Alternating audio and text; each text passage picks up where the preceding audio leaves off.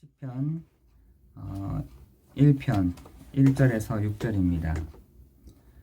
시편 1편 1절에서 6절입니다.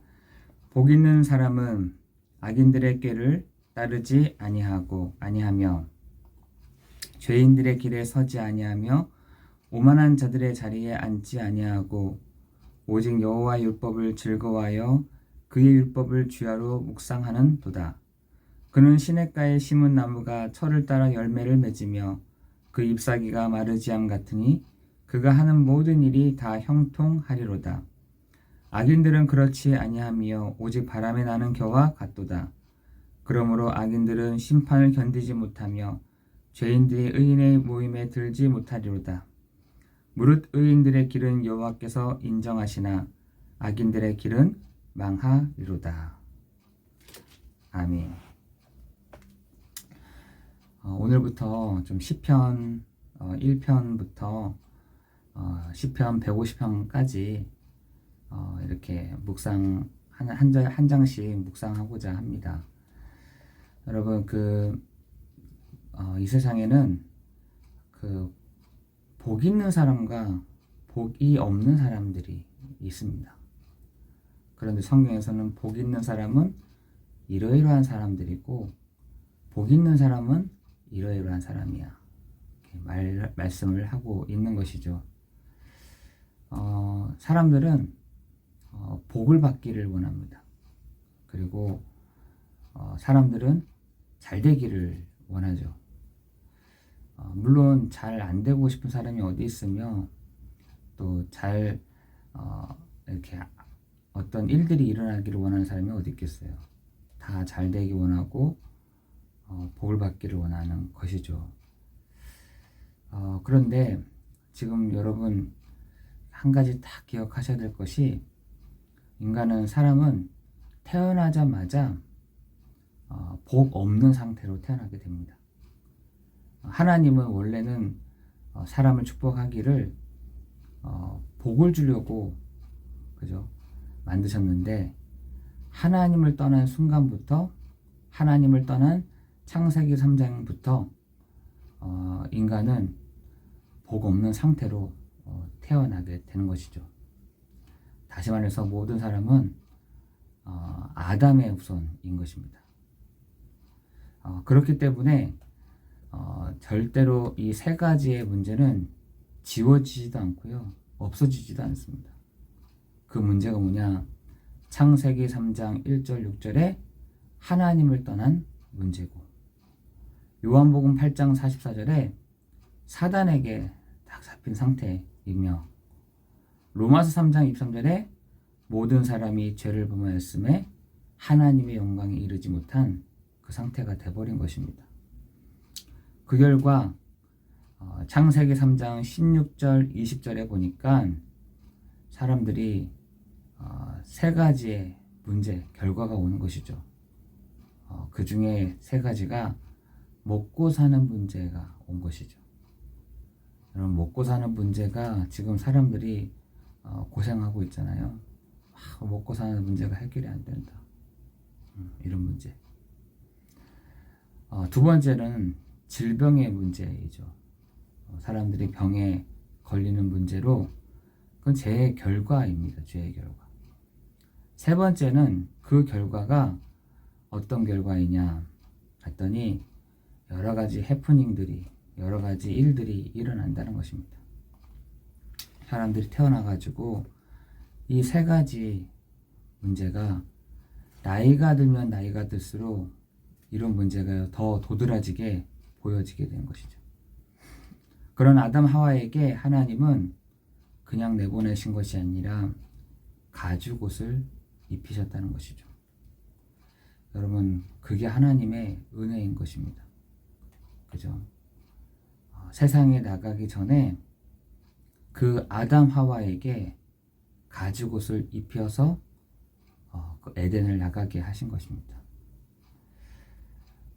에덴을 나가서 가죽옷을 입고 살았음에도 불구하고 이 아담 하와는 오직 그리스도, 오직 주를 바라보는 것이 아니라 계속해서 그 하나님 없는 그 하나님 없이 살아도 되는 그 상태를 그 후대들이 만드는 것이죠. 그것이 창세기 3장, 창세기 4장, 창세기 6장, 창세기 11장. 그 부분들이요, 문화가 되어버렸다니까요. 고착화가 되어버린 것입니다. 창세기, 사도행전 13장, 사도행전 16장, 사도행전 19장. 그죠? 그런 것이요, 지금 우리가 보고 있는 것입니다. 여러분, 그런데 하나님은 우리에게 뭐라고 말씀하시느냐면, 복 있는 사람은 악인의 꾀를 따르지 아니하고 죄인의 길에 서지 아니하며 오만한 자리에 앉지 아니하고, 이렇게 됐어요. 그렇다면 어떻게 하면 됩니까? 오직 여호와의 율법을 즐거워하여 그의 율법을 주야로 묵상하는 그 사람이 복이 있다는 것입니다. 여러분, 하나님은 우리에게 이번 한 해 동안 확실한 증거를 주실 줄을 믿습니다. 여러분, 우리가 꾀를 쓸 필요도 없고요, 길을 찾을 필요도 없고, 죄인의 길에 설 필요도 없습니다. 뿐만 아니라 불신자들이 생각했을 때, 아유, 저 바보, 내가 이렇게 속이는데도 저렇게 하네, 이렇게 할 수도 있어요. 그러나 그거는 정말 하나님이 해 가시는 문제인 것입니다. 구원받은 성도가 당하도록 하나님 두시느냐? 그렇지 않다는 것이죠. 구원받은 성도가 당하기만 하게 하시느냐? 그렇지 않다는 것입니다. 어디서 보냐? 성경 전체를 보니까 꾀쓰지 않고, 그 길 찾지 않고, 자리 찾지 않으면 내가 책임질게. 내가 거짓말하지 않고 내가 그 약속대로 책임져 갈게 라고 얘기하고 있는 것입니다. 여러분, 에레미야 17장 5절 8절에 그렇다라면 그럼 꾀쓰지 않고, 그리고 길 찾지 않고 자리 찾지 않는다면 뭘 해야 됩니까? 에레미야 17장 5절 8절에 그를 의지하고 그를 의뢰하라 라고 되어 있습니다. 그를 의지하고 그에게 의뢰해봐. 그 사람은 복이 있다. 마치 어떤 거냐? 그 뿌리를 강변에 두는 그 사람, 복이 있다. 여러분, 우리가 이 부분들을 분명히 갖고 가는 한 해가 되기를 기도합니다. 우리는 어떤 특별한 새벽 기도도 안 했지만 하나님은 분명히 그 말씀과 언약대로 올 한 해를 우리를 인도해 가실 줄을 믿습니다. 우리가 주께 의지하고 의뢰해 나갈 때 하나님은 시편 19편인가요? 말씀처럼 정말 확실한 증거를 주실 줄을 믿습니다. 우둔한 우리로 하여금, 깨닫지 못하는 우리로 하여금 우둔한 사람만큼 확실한 증거를 보여줄 때 더 빨리 알잖아요. 그래서 저는 그렇게 생각이 들더라고요. 나처럼 이렇게 우둔하기 때문에 하나님이 확실한 증거를 보여주시겠구나, 이런 생각이 들었습니다. 여러분, 오늘 하루 정말 승리하는 날 되기를 기도합니다. 내가 주를 오늘도 의지하고 의뢰하며 갑니다. 하나님 성령으로 역사에 주옵소서 라고 여러분 기도할 때 하나님 확실한 증거를 여러분에게 보여주시는, 보게 하시는 시간 될 줄을 믿습니다. 기도하겠습니다. 하나님, 우리는 눈에 보이는 것에 막 흔들릴 때가 있습니다. 눈에 보이는 것에 하나님 우리가 따라갈 때가 있습니다. 눈에 보이는 것 문제에 당황할 때도 있습니다.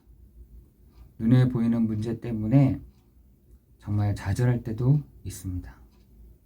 하나님, 그러나 우리가 눈에 보이는 것에 좌절하거나 실망하거나 넘어지지 않게 하여 주옵시고, 하나님 오늘도 우리에게 큰 은혜들을 주시고 은혜를 베풀어 주옵소서.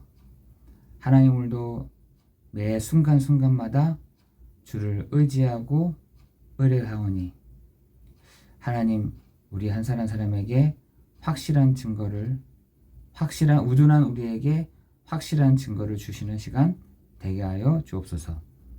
모든 것 주께 감사를 드리오며 예수 그리스도 이름으로 기도드리옵나이다. 아멘.